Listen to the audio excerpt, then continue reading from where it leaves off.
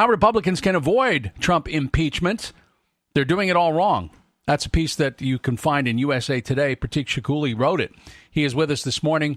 Pratik Chougule is a former policy coordinator on campaigns of Donald Trump and also former governor of Arkansas, Mike Huckabee. He's tweeting at PJ Chougule. I'll spell it out for you in a minute. Pratik, welcome. Thanks for being here. Thank you for having me. So do Democrats really want to impeach the president? It doesn't sound like Nancy Pelosi wants to. Well, I was surprised the extent to which Republicans were taking comfort in what Pelosi said. I read her comments differently. I think what she's arguing is that impeachment is premature, that we have to wait for the findings of these numerous investigations to come out, and that her preference would be to do so in a bipartisan way rather than pushing forward immediately. I read her comments more as saying that she wants to restrain her caucus a little bit, not that she doesn't want to go down the impeachment route altogether. So do you think that Republicans should try to encourage Democrats to try to impeach the president? Well, what I argue in the piece was that the current strategy that the Republicans are taking, and we saw it particularly in the Michael Cohen hearing, is that every time an accusation comes forward against the president, the tendency has been to try to discredit these particular witnesses. To me, that's a losing strategy because what it basically does is pit Republicans against more and more witnesses, more and more evidence. At a certain point, the game becomes untenable. I think what the Republicans need to be doing is developing another strategy to fight impeachment, and I talk about what that might be, but I don't think it's going to be enough to try to discredit every witness that comes forward against the president. To the point of the piece you wrote, I wanted to get into something. You mentioned that Pelosi acknowledged that her view on impeachment could change in the event that the new developments provoke compelling and overwhelming bipartisan condemnation of the president. The odds of this are increasing. And that you note in history, in reaching for historical analogies, impeachment skeptics cite the fallout of the Whitewater investigation. But you say Whitewater is not the same. Give us a sense of what you see, how you see them differently. Well, the analogy with Whitewater that both the president's supporters and critics are drawing is that basically you had an investigation into the Clintons' investments in Arkansas, which looked to be dubious. And that investigation then spun off into an array of other things and ultimately culminated in the impeachment of the president related to the Monica Lewinsky scandal. Now, at a certain point, although the Clintons were long dogged by various allegations of corruption and so forth, there was a collective sense in the country that the Republicans in Congress had overreached, that it was getting too personal. And all of this basically ended up backfiring in a way that helped the president. And I think that there's a sense among Republicans and Democrats alike that we could be headed into that territory with Trump. And I think that's what much of what was animating Pelosi's cautious remarks. I don't think this is the right parallel here, and I think there are a number of reasons, the most important of which is that the Mueller investigation, whatever it ends up saying about Trump, has already indicted far more people and far more senior people than the Whitewater investigation did.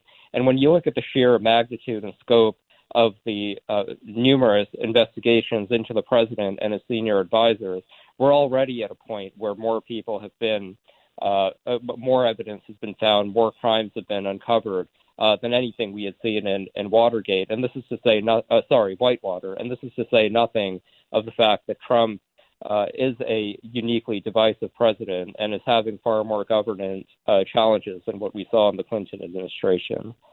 You know, your piece appeared, as I had mentioned a little bit earlier, in USA Today, and I was looking at it and then also noting that USA Today is one of the places where I found a poll that shows that half of Americans say the president is a victim of a witch hunt. Does that in some way give Republicans a way to argue against this investigation, or does it just tell them that they've got some sound footing to be able to do that from a political standpoint? I do, and that's one of the arguments that I made in the piece. To me, one of the strongest arguments that the Republicans have to make is not so much to defend each and every particular allegation against the president, but really to argue that at the end of the day, we live in a country based on the presumption of innocence and the rule of law.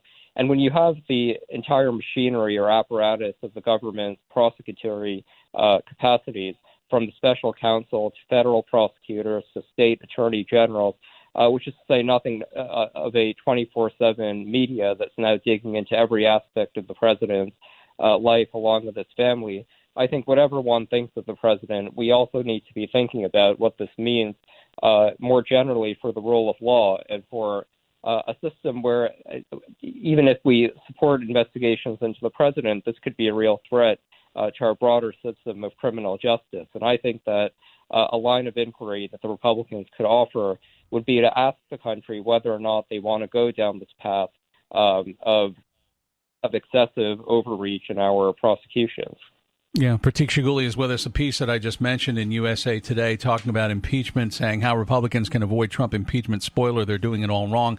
And I think of it in the context also of, you know, the recent the confirmation hearings for Brett Kavanaugh, whether he should or should not be believed, hashtag Me Too. It's not related to this particular line of attack on impeachment, but it goes to the question about whether accusers should be believed, whether or not there is a presumption of innocence these days.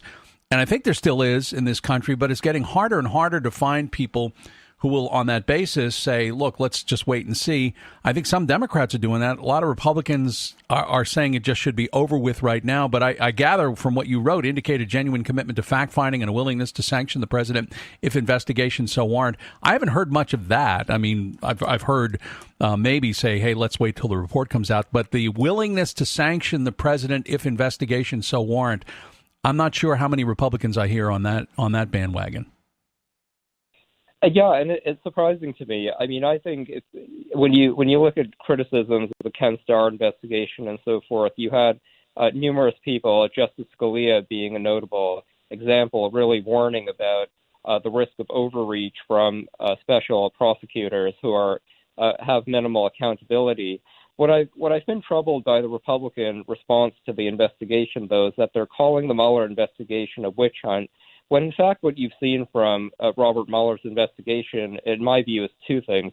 One, that they in fact have a record of indictments, and so far not a single person they've indicted has prevailed in court. So every allegation so far that Mueller has brought forward appears to be credible. Second, we'll have to see in the report, but so far I think we've actually seen quite a bit of restraint coming from Mueller. And so to call this investigation, to say that this investigation is necessarily going to indict the president or create problems for him is certainly immature. But I do think that it's unreasonable to be calling the Mueller investigation a witch hunt at this point. And I think going all in on this claim risks a very large backfiring for the Republicans and for the president. And what do you think the president should be saying on Twitter or otherwise about this? Should he continue saying it's a witch hunt? Is that going to resonate with people or not? It seems that poll shows that maybe his strategy is working. I don't. I mean, if the president genuinely believed that the Mueller investigation was a witch hunt, he could have ended it a long time ago. I think that the ship has sailed in terms of calling the Mueller investigation a witch hunt, in terms of trying to discredit it. I think what he now needs to be thinking about is, one, what does Mueller have on him? What is he going to bring forward? And at the end of the day, only the president knows that. I think at the end of the day, I think what the president needs to be thinking about is, what are the array of crimes that the Mueller investigation could conceivably bring forward? And I think he should recognize that each of these potential crimes have different political ramifications. If the only thing that the Mueller investigation finds is that the Trump campaign cut corners here and there on campaign finance, I think he would have a strong case to make that this is not an impeachable offense, and that further investigations into this sort of thing would be nitpicking and bad for the country. But if Mueller is going to uncover collusion, very serious ethical compromises with the Russians, or things of that nature, this is going to be a serious problem. And I think that the president and Republicans are overestimating the extent to which the Republican caucus will stay with him if we find evidence of that sort. So I think that the strategy that the president and the White House pursue need to account for the realities of what crimes, if any, the president actually committed. Pratik Chougule, thanks for being on POTUS this morning. Thank you. Pratik Chougule is a former policy coordinator on campaigns of President Trump, as well as Arkansas Governor Mike Huckabee. And his piece, How Republicans Can Avoid Trump Impeachment, spoiler, they're doing it all wrong, appears in USA Today. You can also catch him on Twitter at PJ Chougule, at PJ CHOUGULE.